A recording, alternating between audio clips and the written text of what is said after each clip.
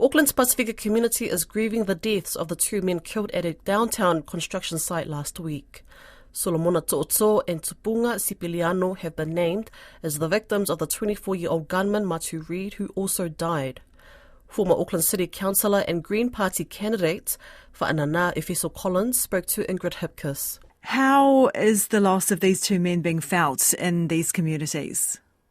You'll understand that there's a very deep sense of sorrow, loss, and maybe even some questioning at the moment. And I'd personally like to express my condolences to the family.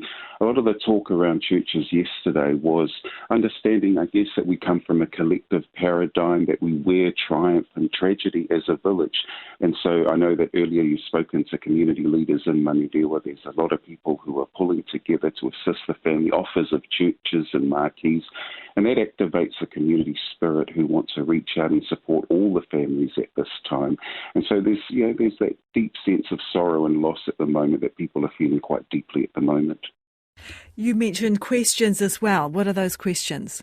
Yeah, a lot of the people that I go to church with are young fathers who are social workers and youth workers. And I think some of the questioning became, what else could we have done? How can we continue to support these communities? And even the young man who undertook the shootings as well, is what are the holes in the community or in the system that we need to assist and fix and help to facilitate, for strong aspirations for our young people. So that's some of the questioning there. And you'll know that generationally there'll be some differences. There are some people who are just really angry at what's happened, and there are some who are questioning as to how else we can support our young people who are going through these things. So it's getting that whole net and network of support from the community to work together and to continue to support one another.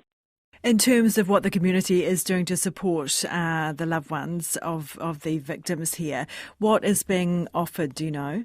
Yeah, I understand that church leaders have offered church buildings, that there's been marquees. Many will know that this is the time where families pull together. There'll be a lot of family and friends who'll be visiting the families of both of the killed men, and they'll be wanting to be present for the family, support them, offer them the warmth and the encouragement and support that they need at this time.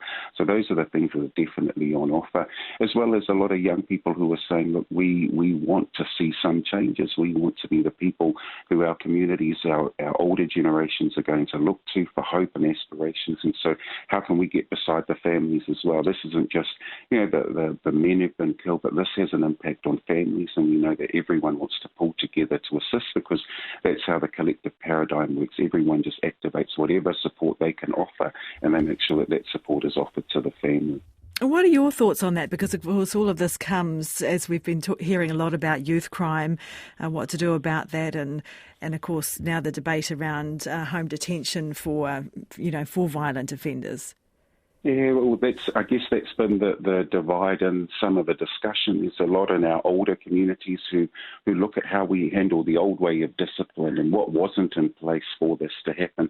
And then you've got a generation, perhaps my generation and younger, who are looking for ways to support. How do we address issues of poverty, isolation, young people who have fallen out of the school system and really need us to get beside them? And that's why I mentioned talking with many of the youth workers and social workers that are in our churches at the moment, because even as young dads, we're wondering what is it that we can do to get people to talk, to invite people to feel like they're connected to a community, because it's that connection that's really going to offer people support. That we, as I was saying earlier, we experience tragedy and triumph as a village, and the village wants to work out what else can be done to support. And it's also going to mean a conversation with public institutions, whether it's MSD, the Ministry of Education, our schools, but we've got to be there to support our young people so that they can take steps to reach their aspirations in life. So those are many of the conversations that are happening today.